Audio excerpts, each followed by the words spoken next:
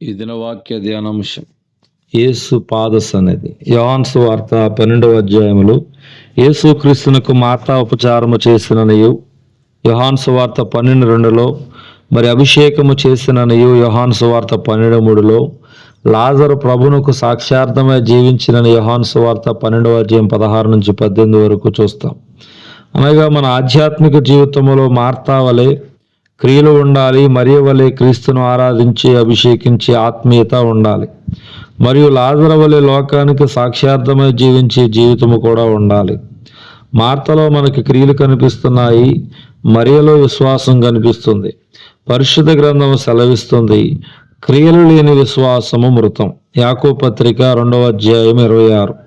క్రియలతో కూడిన విశ్వాసము ఒక వ్యక్తి కనబరిస్తే ఆ వ్యక్తి లోకానికి సాక్షిగా జీవిస్తాడు. ఈ కుటుంబంలో ముగ్గురు కనిపిస్తున్నారు.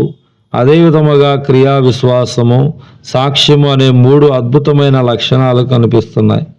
మన జీవితంలో కూడా ఈ ముగ్గురు ఉండాలి. క్రియలు, విశ్వాసము ఉండాలి. అదే విధముగా క్రీస్తుకు సాక్షిగా మనము జీవించాలి. కొంతమందిలో కేవలం విశ్వాసం మాత్రమే కనిపిస్తుంది, క్రియలు ఉండనే ఉండవు. క్రియలు లేని విశ్వాసము లోకానికి సాక్ష్యార్థమై ఉండటం సాధ్యం కాదు. అదే విధముగా మన క్రియలు దేవుణ్ణి మహిమపరిచే విధంగా ఉండాలి. మార్తా ఉపచారం చేస్తుంది, కానీ దేవునికి, వాక్యానికి, విశ్వాసానికి చోటు ఇవ్వలేదు, కాబట్టి గద్దించబడింది.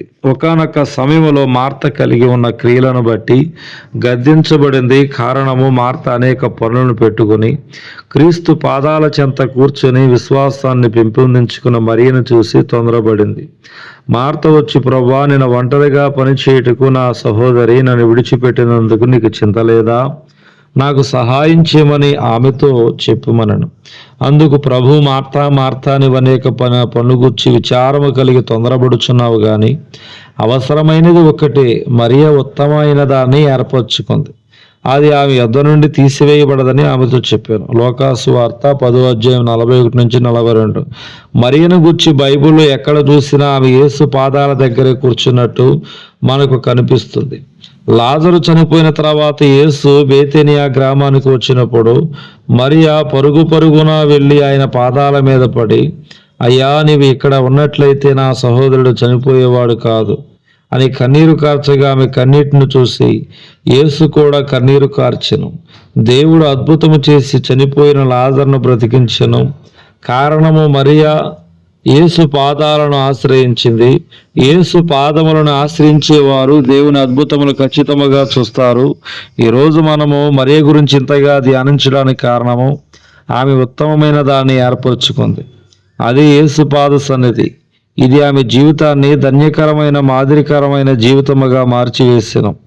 మార్తా తన జీవితంలో యేసయ్య పాదాలను ఆశ్రయించకపోవడం వల్ల తొందరపాటుకు, ఆవేశానికి గురై యేసయ్య మెప్పును కోల్పోయింది. మరియా యేసయ్య పాదముల చెంత చేరి విశ్వాసాన్ని బలపరుచుకుని తన ఇంటిలో కష్టమొచ్చినప్పుడు దేవుని పాదాల చెంత చేరి అద్భుతాన్ని చవిచూసింది. గమనించండి, మనము మన జీవితాల్లో అన్నిటికీ చోటిస్తున్నాము, కానీ ఎందుకు యేసు పాదాల దగ్గర కూర్చొని ఆయనతో కొంచెం సమయము గడపలేకపోతున్నాం?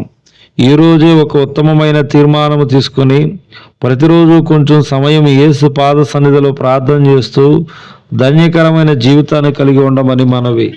దేవుడి దినవాక్య ధ్యానం దేవుడు దీవించునుగాక. ఆమెన్.